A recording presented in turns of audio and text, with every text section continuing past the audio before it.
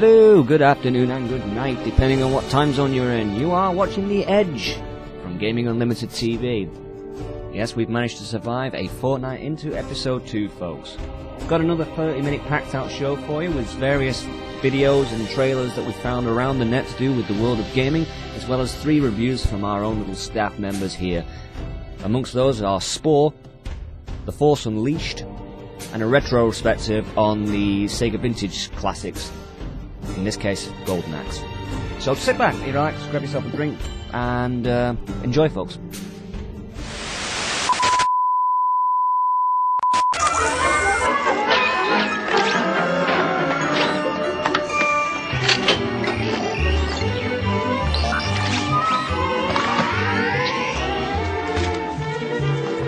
Our American way of life. Isn't it grand? Peace, freedom, and bacon and eggs. Seems perfect. But what if it's not?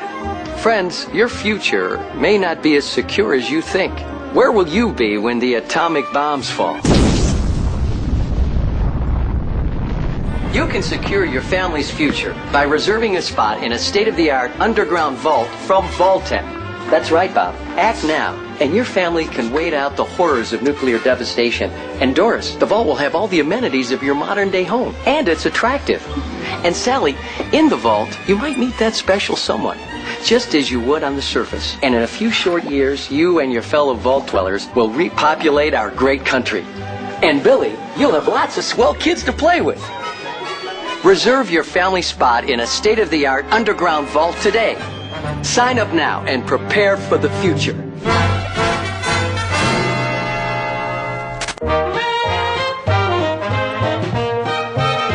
I love those dear hearts and gentle people who live in my hometown.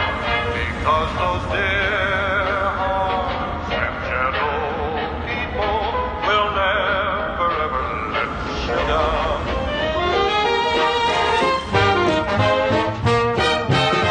They read the good book from Friday to Monday.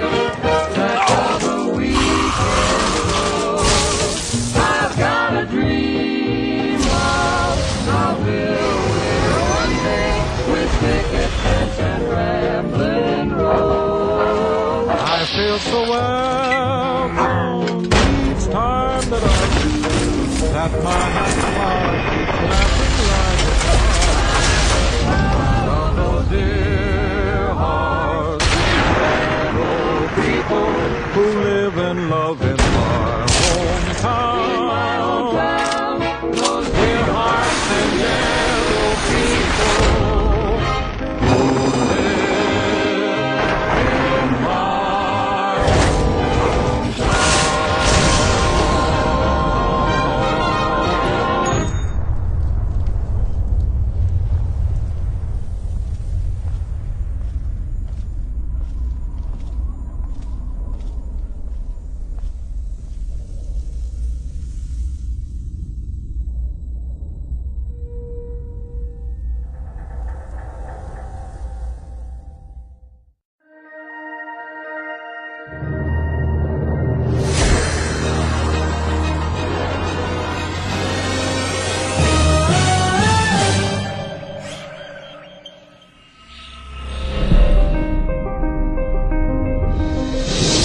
Behold the galaxy, full of stars and light and intelligence. But it wasn't always like this. Not long ago, it was cold and dark. So what happened?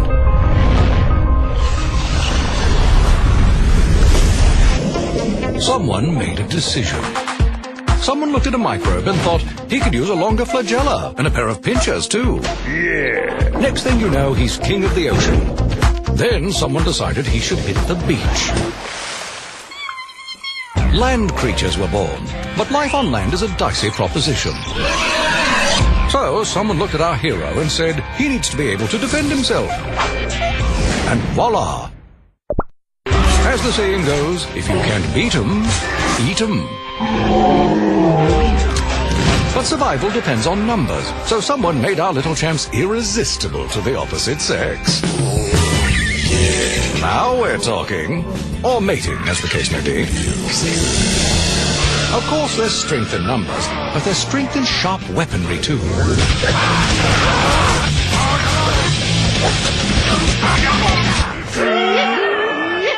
Ironically, this led to what we call civilization. But civilization meant more competition for just about everything. Happily, someone pulled our species aside and said, "You guys need to chill out and unify this planet." So they did.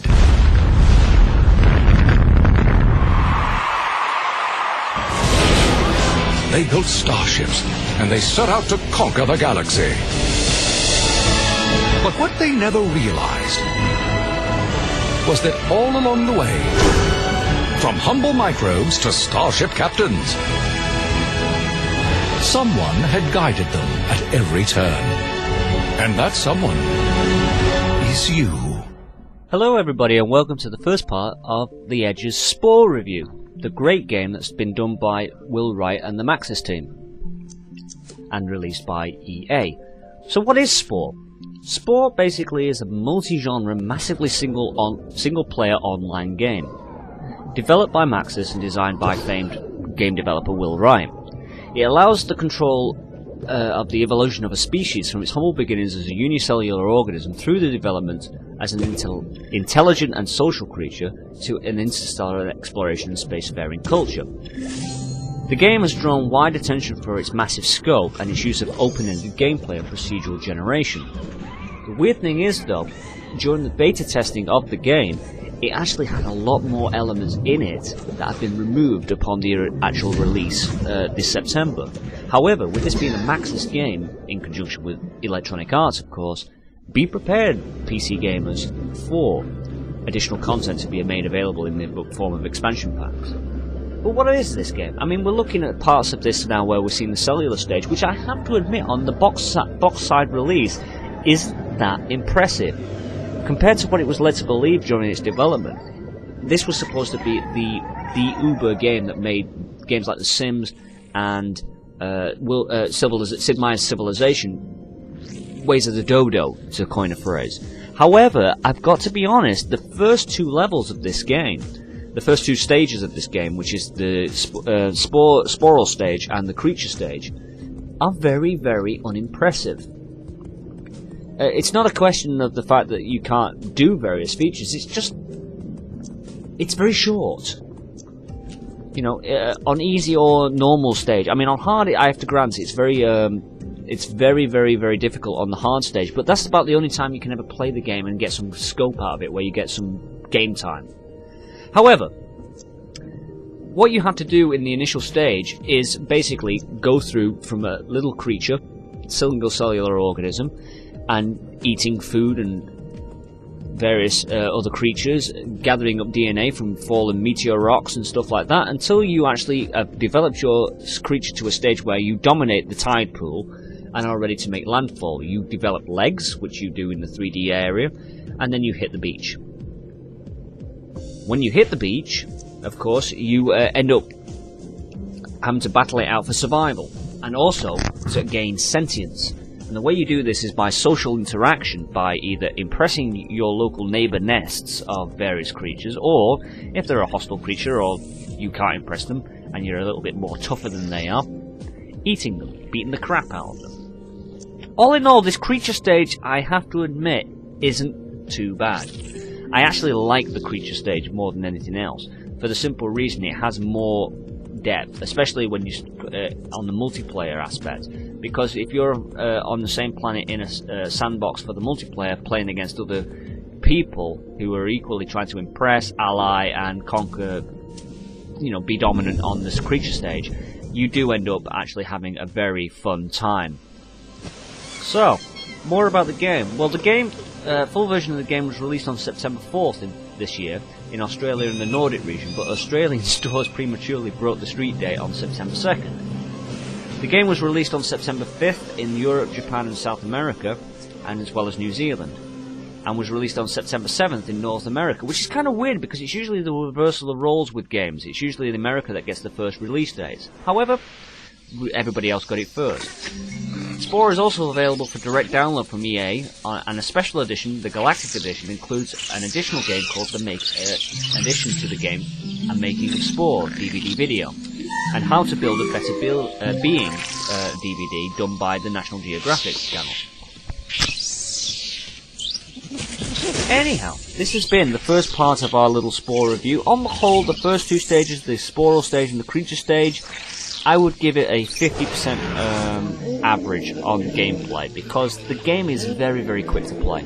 In the meantime, it does leave you with this wonderful little 2001 parody before you head into the Tribal and Civilization stage. So, this has been mind-wiping. Until next time, folks, on episode 3 of The Edge, with the next part of the Spore review, I'll leave you with this. Take care, folks.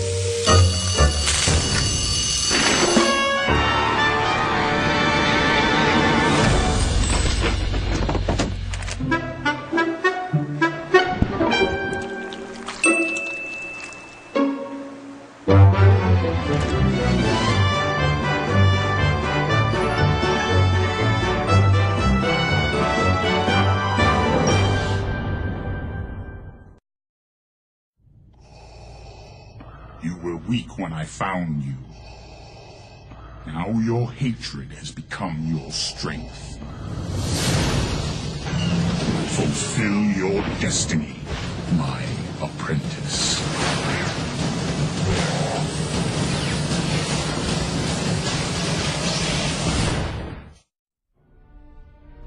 Star Wars The Force Unleashed is the latest new video game based on the Star Wars universe created and published by LucasArts. The story is set between the events of Episode 3, Revenge of the Sith, and Episode 4, A New Hope, as it tells the story of Darth Vader's secret apprentice, whose codenamed Starkiller, as he hunts down the remaining Jedi across the galaxy, and tries to keep out of the radar of Emperor Palpatine, who has no knowledge of the existence of the secret apprentice. The story also explores in depth the aftermath of the Great Jedi Purge, as well as the rise of Darth Vader. The game is based around LucasArts' inbuilt Ronin game engine, but it also integrates the Havoc engine for body physics, Pixel-Lux's digital molecular matter for dynamic destructible objects, and the now famous Euphoria engine for realistic non-player character AI.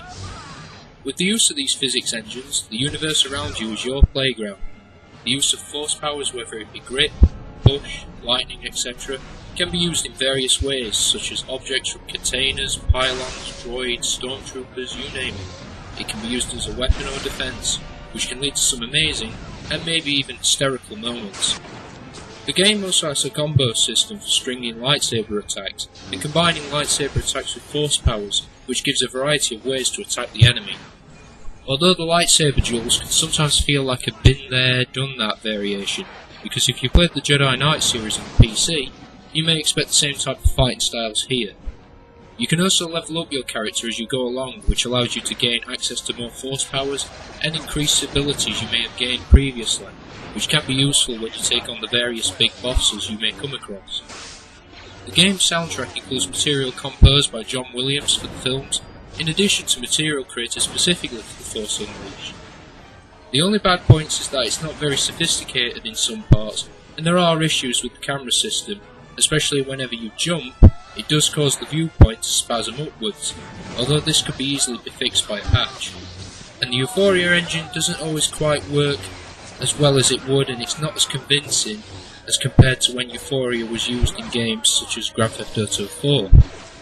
Overall though, Star Wars The Force Unleashed has an intriguing and well-developed story, which will keep you entertained for hours. And with 2 different endings depending on the choices you make, there is replayability, as using the Force in different ways can make the gameplay change every time you play. So if you're a fan of Star Wars or you're a fan of LucasArts in general, you'll not be disappointed.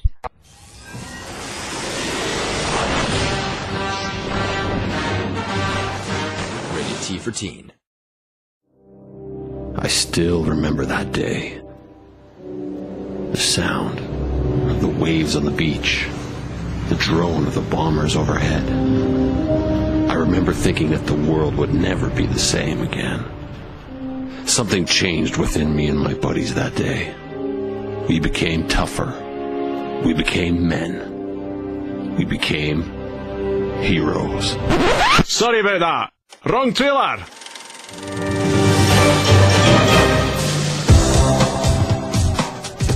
In the daytime, I'm just a regular lead designer.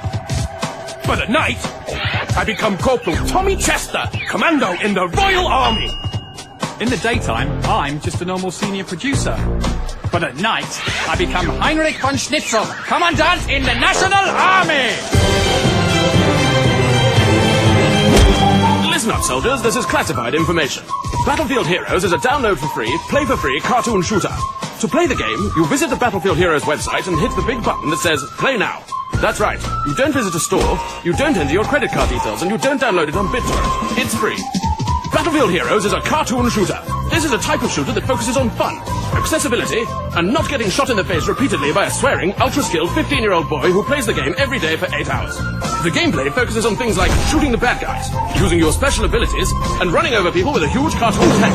Matchmaking means you'll only play against people of your skill level, and you keep coming back for more because we fill the website with a long-running territorial conflict metagame and a full leveling up and customizable character system.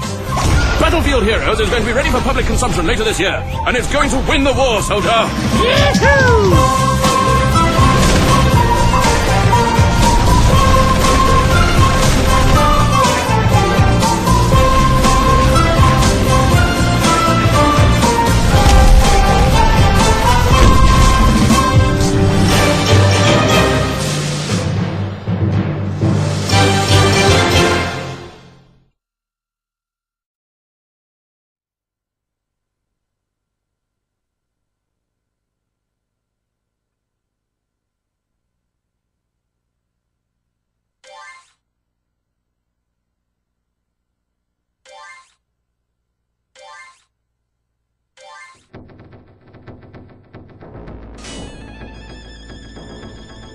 Hey there folks, this is Kid Dog from Gaming Unlimited TV's audio podcast.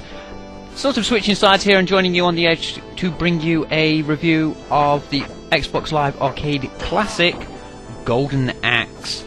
Alright folks, some of you will know this from the good old Mega Drive or Sega Genesis if you're in the States watching this.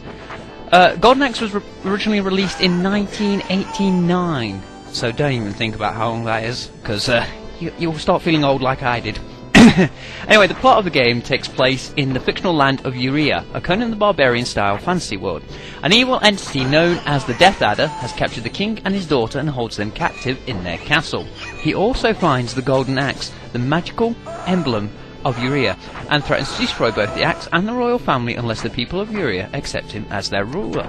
Now, you as the player control one of 3 warriors. The first is, of course, an axe-wielding dwarf, Gillis, Thunderhead from the mines of Wold, whose twin brother was killed by the soldiers of Death Adder. Another is a male barbarian, axe battler who wields a two-handed broadsword looking for revenge for the murder of his mother. And the last is a longsword wielding Thais Flair, an Amazonian whose parents were both killed by the Death Adder. Okay folks, that's some background information for you. Like I said, this is about the Xbox Live Arcade release of this game in the Sega Vintage Collection, and let's face it, 1989, it definitely counts as vintage. Alright, this game's available for 400 points on XBLA, and you have, the great thing about this is you do have a single player and multiplayer option of live and local co-op game. You also have leaderboards, and let's face it, achievements kinda do help. 200 of course. Achievement points, as standard for all arcade games. Now the game itself costs 400 Microsoft points, which, let's face it, is about a fiver for... You know, a fiver for this game is not bad. It's not had any graphical updates or anything, you know, you are playing the 16-bit classic.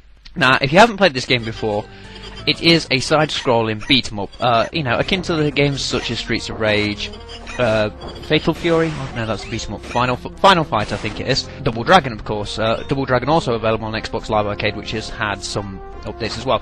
Now, like I said, this is a side-scrolling game. Here, you simply have 3 buttons to press. You have an attack button, you have a jump button, and you have a magic button. Now, throughout the game, you'll be able to attack little creatures, usually in blue, who carry magic potion bottles. At the top of the screen, you'll see a bar that tells you how many of these magic potion bottles you have. Now, the more you collect, the stronger your magic gets. With Axe Battler you have 4, so if you collect, you know, if you get your magic up to level 4, he'll have a level 4 magic attack. With Dwarf he only has 3, and with the Amazonian she has 6. Now, like I said, the more you collect them, the more stronger your magic gets. This game's pretty simple when you're just dealing with your normal enemies. It's best to save a hold of your magic for when you're dealing with the large boss type characters. Also, there's creatures that it's hard to describe them. There's creatures that you come along across from time to time. You know, dragons, cockcrease. Basically, you can jump on them and use them to, you know, do extra damage. Now, by no means is this going to be, you know, game of the year or anything. It is a classic 16-bit game. There's not much to it. You know, go from left to right, destroying, you know, conquering each enemy as they come. And there's only, I should point out also that this is a pretty short game. I think there's only about 9 levels to it, so it doesn't take very long to complete. But I love my classic games, so it's great to actually be able to play this game. Now, with this game only costing 400 points, it's down to whether you think you're going to be worth it. If you do, like me, I have a housemate, so we can do the local co-op and go through the game that way. Also, like I said, there's an online co-op as well, so it gives you a bit more replayability. Obviously, it's from the old days of gaming, so the programmers weren't nice and they are out to try and kill you.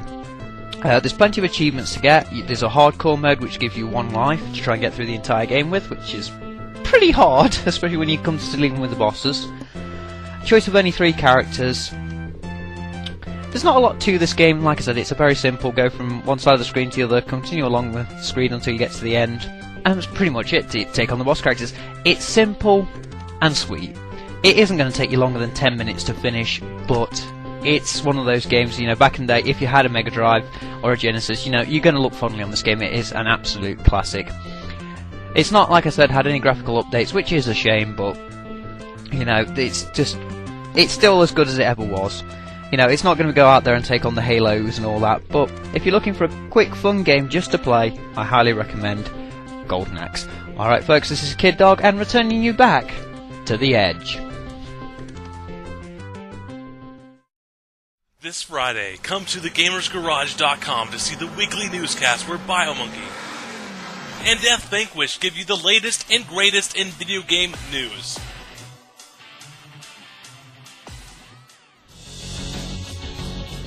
Well, I'm afraid that's about it for this episode of The Edge. Hope you've enjoyed the actual entertainment we've provided for you this week. Stay tuned for more next week with episode 3, where we will continue our Spore review plus many others. Also, before I go, be sure to check out the Gaming Unlimited TV's audio podcast, available via iTunes, hosted by Kid Dog and Spy 101, bringing you the best news and reviews and up-to-date chart rundowns each and every Monday. One final thing, as I said in episode 1 of The Edge, if you want to participate in the Edge as a reviewer, doing an audio review for the video footage we've got, as well if you are a game capper and you want to submit one of your videos that you've actually compiled yourself, be it on YouTube live video, on the air, anywhere you've got it. If you've made a video and you want it featured on the Edge, send me a link at the following address, which is on screen now, and we'll try to get you in one of the shows at some point. Same with any reviewers that want to actually participate. All welcome here. Anyway, I've rambled on long enough. I'm going to leave you with this last one, which was I found on YouTube. It's a great little parody video about the Xbox versus PS3. And until next time, folks, I'll catch you all soon. Bye for now.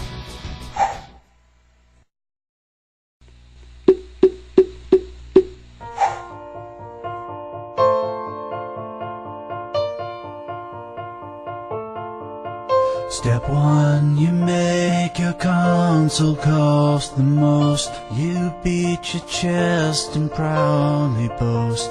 Despite no good exclusive games, you make a bunch of ridiculous claims. Then ignore our need to play online.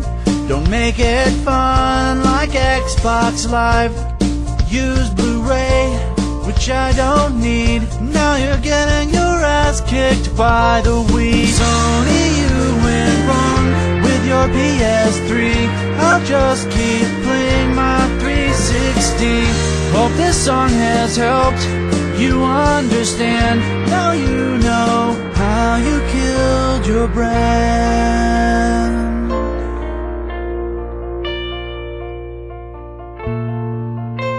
Bill Harrison, yeah, you know best.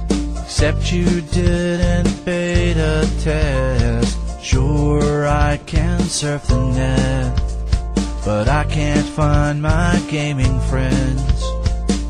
Said Halo 3, don't worry you. Instead you offer Killzone 2. But Killzone 1 sucked before. So what made you think we wanted more? Sony, you went wrong with your PS3. I'll just keep playing my 360. Hope this song has helped you understand. Now you know how you killed your brand.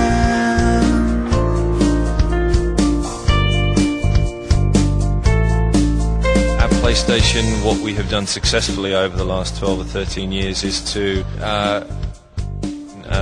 going to be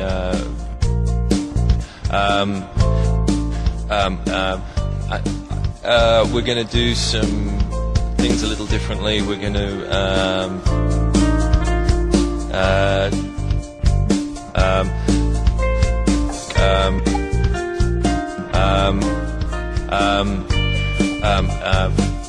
I don't have any comment to make. Sony, you went wrong with your PS3. I'll just keep playing my 360. Hope this song has helped you understand. Now you know how you killed your brand. Sony, you went wrong with your PS3. I'll just keep playing my 360. Hope this song has helped you understand. Now you know how you killed your brand. Yeah, Phil, one question real quick. A lot of players say they want to be able to play online without jumping through a bunch of hoops. Do you have any plans to make the PlayStation 3 not suck as much when you go to play someone else online? We know that that's a compelling feature for certain players in the certain segments of the audience. But as to specific plans or features, I don't have any comment to make.